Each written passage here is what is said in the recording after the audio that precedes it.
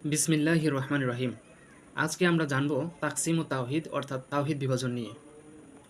মহান রব্বুল আলামিন সত্তাগত ও গুণাবলিতে তিনি এক ও অদ্বিতীয়, এটি মনে প্রাণে দৃঢ় বিশ্বাস করাকে তাওহিদ বলা হয়।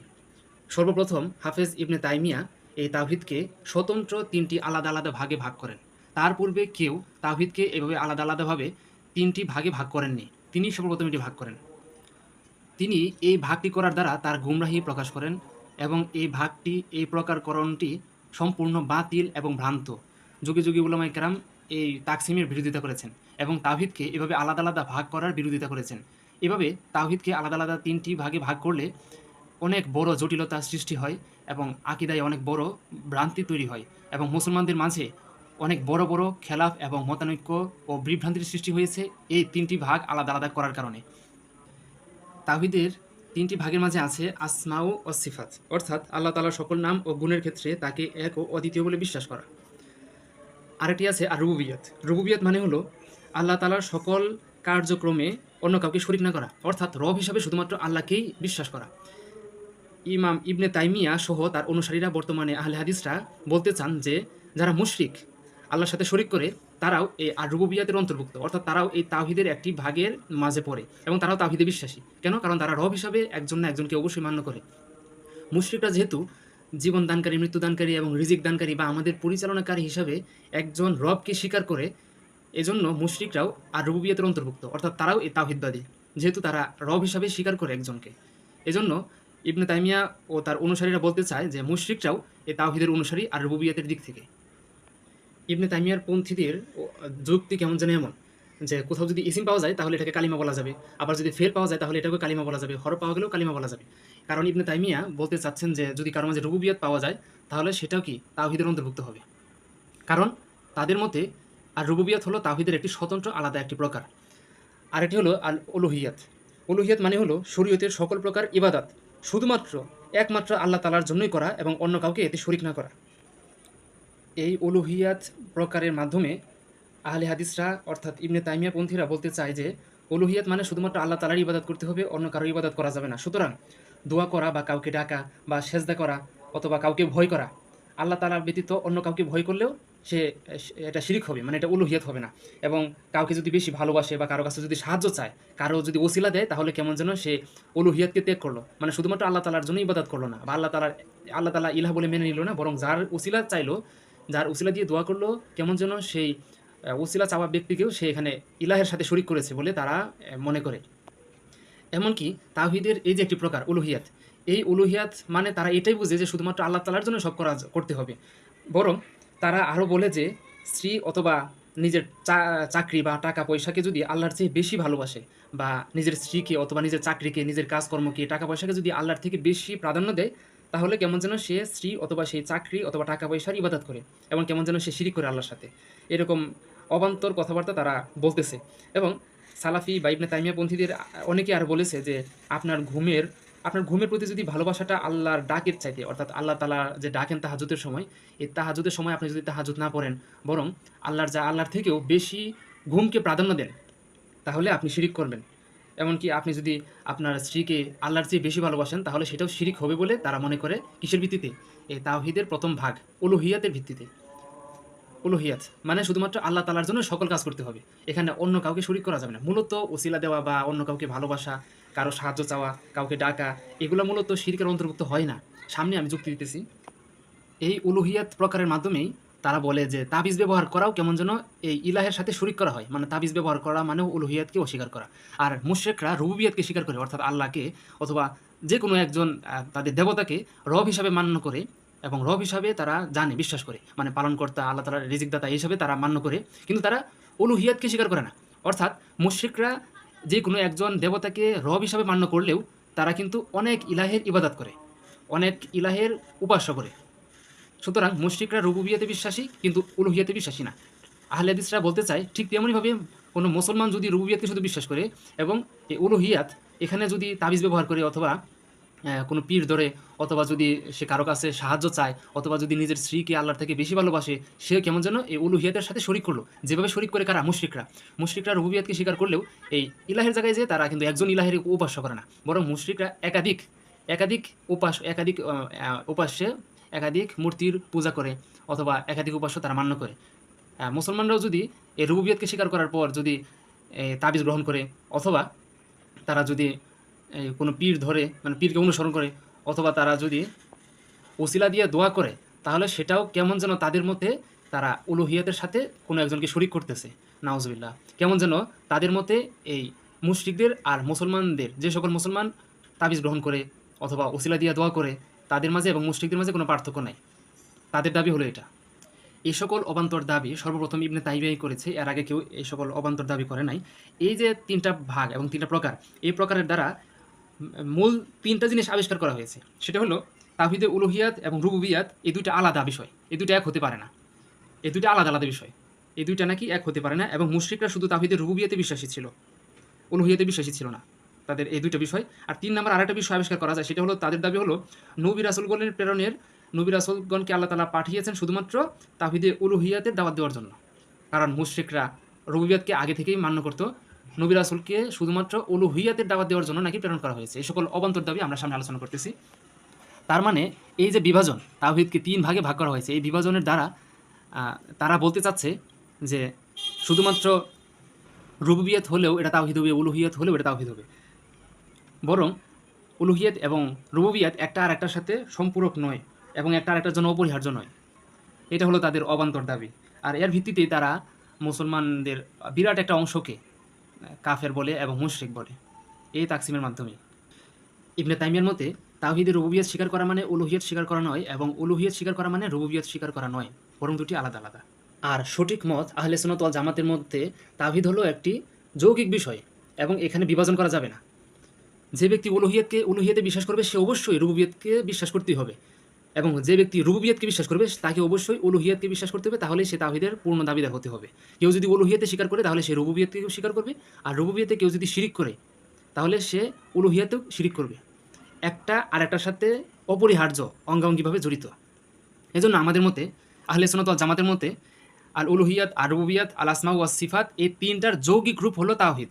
তাওহীদকে আলাদা আলাদাভাবে ভাগ করা যাবে না। সহজ একটা উদাহরণ, শরবত বানাতে গেলে প্রথমে কি লাগবে? পানি লাগবে, লেবু লাগবে, চিনিও লাগবে। এখন এই 3টার যৌগিক রূপ কিন্তু শরবত, কিন্তু ইবনে তাইমিয়া পন্থীদের কথা হলো এগুলো আলাদা আলাদা বিষয়। শুধু পানির জন্য পানির সাথে লেবু অপরিহার্য না, চিনি অপরিহার্য না, বরং 3টা আলাদা আলাদা বিষয়। আর আহলে সুন্নাত ওয়াল জামাতের মতে হলো এই 3টার যৌগিক রূপ হলো একটি।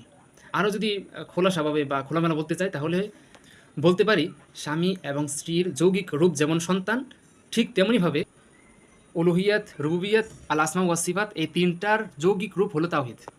শুধুমাত্র স্বামীর দ্বারাই সন্তান এটা যেমন অযৌক্তিক, অথবা শুধুমাত্র স্ত্রী দ্বারাই যেমন সন্তান অযৌক্তিক, ঠিক তেমনিভাবে শুধুমাত্র উলুহিয়াত দ্বারাই তাওহীদ এটা অযৌক্তিক, শুধুমাত্র রুবুবিয়াতকে উলুহিয়াত ছাড়াই তাওহীদ এটা অযৌক্তিক, বরং 3টার সম্মিলিত রূপই হলো তাওহীদ।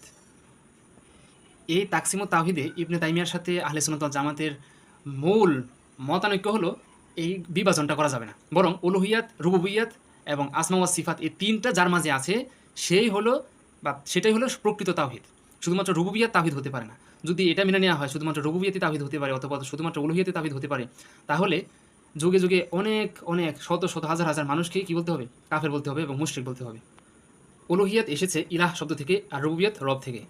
ইবনে তাইমিয়ার মত হলো রব এবং ইলাহ এটা আলাদা আলাদা বিষয় এবং আলাদা আলাদাভাবে বিশ্বাস করতে হবে। কিন্তু আমাদের মত হলো কেউ যদি ইলাহকে বিশ্বাস করে সে রবকেও বিশ্বাস করবে, মানে রব আর ইলাহ একটি আর একটির জন্য অপরিহার্য বিষয়। এখন কিন্তু ইবনে তাইমিয়া এগুলো আলাদা করে ফেলেছে। যদি এগুলো আলাদাই ধরা হয় তাহলে তাআদ্দুদুল ইলাহ মানে একাধিক ইলাহ লাজেম হয়ে যায়, সাব্যস্ত হয়ে যায় এই আলাদা আলাদাভাবে 3টি ভাগ করলে। এজন্য আহলে সুন্নাত ওয়াল জামাত 3টি ভাগে ভাগ করে না। আর 3টি ভাগে ভাগ করলে তারা বলে যে শিরিক, এই উলুহিয়াতের মাঝে অনেক শিরিক ঢুকে যায় মুসলমানদের মাঝে। কবর জিয়ারত করা বা কারো উসিলা দিয়ে দোয়া করা অথবা তাবিজ ব্যবহার করা অথবা পীরের অনুসরণ করা বা নিজের স্ত্রীকে আল্লাহর থেকে বেশি ভালোবাসা, এগুলো করলে নাকি উলুহিয়াতের সাথে সাংঘর্ষিক হয় তাদের মতে। আমাদের মত হলো না, বিষয়টা এমন নয়। কেউ যদি শিরিক করে তাহলে পুরো তাওহীদের সাথে শিরিক করে, এমন না যে সে শুধুমাত্র রব হিসাবে মানবে, ইলাহ হিসাবে মানবে না, এমনটা হবে না। বরং সে যদি আল্লাহকে রব হিসাবে মানতে চায় তাহলে অবশ্যই ইলাহ হিসাবে মানতে হবে। আল্লাহকে যদি ইলাহ হিসাবে মানে তাহলে অবশ্যই তাকে রব হিসাবে মানতে হবে। একটা আর একটার সাথে অপরিহার্য।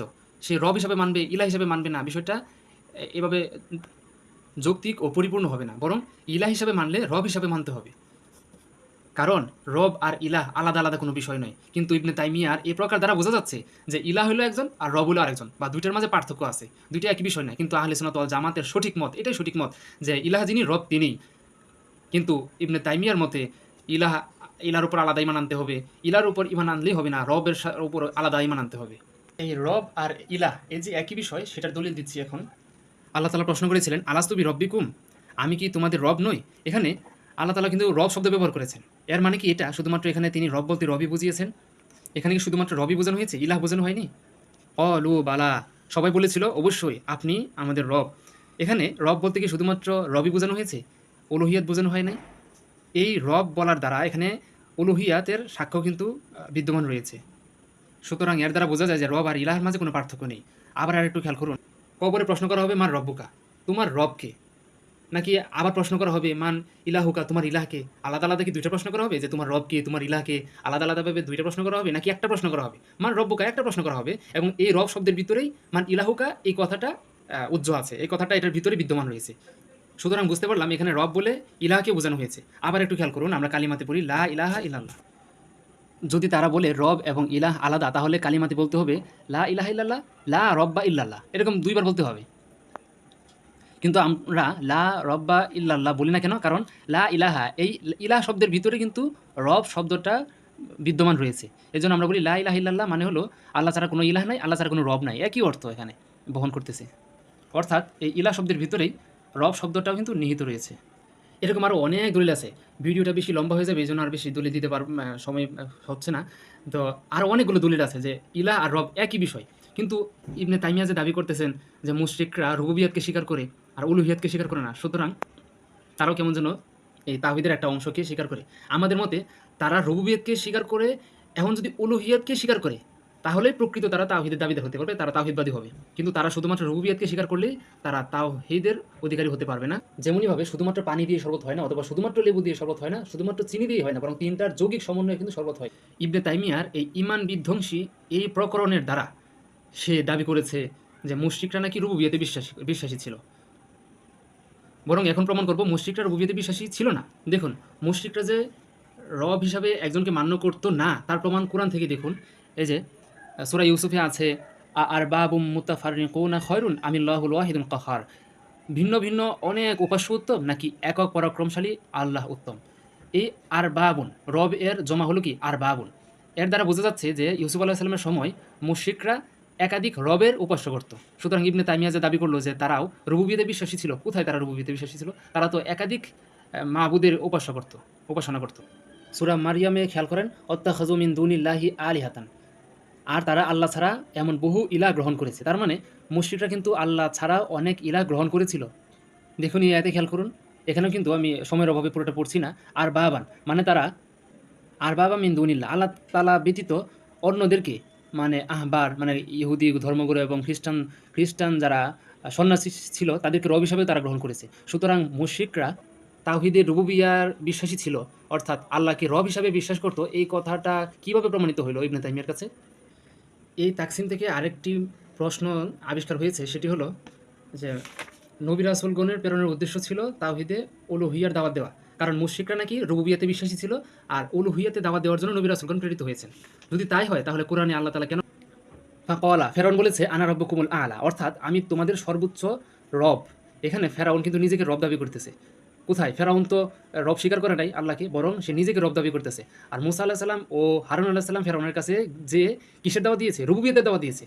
কারণ ফেরাউন নিজেকে রব দাবি করেছে, আর নবী দুজন যে ফেরাউনকে রুবুবিয়তের দাওয়াতই দিয়েছিল। আরও অনেকগুলো দলিল আছে যে নবী রাসূলগণ শুধুমাত্র উলুহিয়াতের দাওয়াতের জন্য আসেন নাই, বরং রুবুবিয়তের দাওয়াতের জন্য এসেছেন। কারণ নবী রাসূলগণের কাছে তো এই উলুহিয়াত আর রুবুবিয়ত আলাদা আলাদা ইবনে তাইমিয়ার মতো এরকম ভ্রান্ত কোনো ভাগ ছিল না। নবী রাসূলদের কাছে এই সব একই বিষয় ছিল। সুতরাং নবী রাসূলগণ উলুহিয়াত রুবুবিয়ত দুইটারই দাওয়াত দিয়েছেন। কিন্তু ইবনে তাইমিয়া কি মানে অবান্তর দাবি করেছে যে নবী রাসূলগণ শুধুমাত্র উলুহিয়াতের উলুহিয়াতের দাওয়াত দেওয়ার জন্যই দুনিয়াতে প্রেরিত হয়েছেন, রুবুবিয়তের দাওয়াত তারা দেন নাই। যদি নাই দিতেন তাহলে মুসা আলাইহিস সালাম তাহলে মুসা আলাইহিস সালাম ও হারুন আলাইহিস সালাম কেন ফেরাউনের কাছে যেয়ে এই রুবুবিয়তের দাওয়াত দিল? আশা করি আমরা বুঝতে পারলাম যে তাওহীদকে এভাবে আলাদা আলাদা স্বতন্ত্র ভাগ করলে কি ক্ষতি হতে পারে। সুতরাং সঠিক মত হলো আহলে সুন্নাত ওয়াল জামাতের মত। উলুহিয়াতে বিশ্বাস যে ব্যক্তি করবে তাকে অবশ্যই রুবুবিয়তে বিশ্বাস করতে হবে। রুবুবিয়াতে যে ব্যক্তি বিশ্বাস করবে তাকে অবশ্যই উলুহিয়াতে বিশ্বাস করতে হবে, একটা আরেকটার জন্য অপরিহার্য। কিন্তু ইবনে তাইমিয়া এই তাওহীদকে আলাদা আলাদা ভাগ করে সে বলতেছে না, শুধুমাত্র রুবুবিয়াতে বিশ্বাস করাটাও তাওহীদের একটা অংশ। আর উলুহিয়াতে মানুষ বিশ্বাস করবে, রুবুবিয়াতে বিশ্বাস করবে না, এমনটা হতে পারে ইবনে তাইমিয়ার মতে। আবার ইবনে তাইমিয়ার মতে রুবুবিয়াতের উপর বিশ্বাস মানুষ উলুহিয়াতে বিশ্বাস না করেও থাকতে পারে। কিন্তু আহলে সুন্নাত ওয়াল জামাতের সঠিক মত, যে ব্যক্তি উলুহিয়াতকে বিশ্বাস করবে তাকে অবশ্যই রুবুবিয়াতেও বিশ্বাস করতে হবে। আল্লাহ তাআলা আমাদের সঠিক বুঝদান করার তৌফিক দান করুন। চেষ্টা করা হয়েছে যথাসম্ভব সহজভাবে বোঝানোর। এরপরে কোনো প্রশ্ন থাকলে আপনারা করতে পারেন। আর আমি আমার অপারগতা এবং আরও সহজভাবে বোঝানো হয়তো আমার দ্বারা সম্ভব ছিল বা আরেকটু চেষ্টা করলে পারতাম, কিন্তু সেই চেষ্টা করার সময় আমার হাতে নেই। এজন্য আমি ক্ষমা প্রার্থী। আল্লাহ তাআলা আমাদেরকে সঠিক বুঝদান করুন। আমিন। আসসালামু আলাইকুম ওয়া রাহমাতুল্লাহ।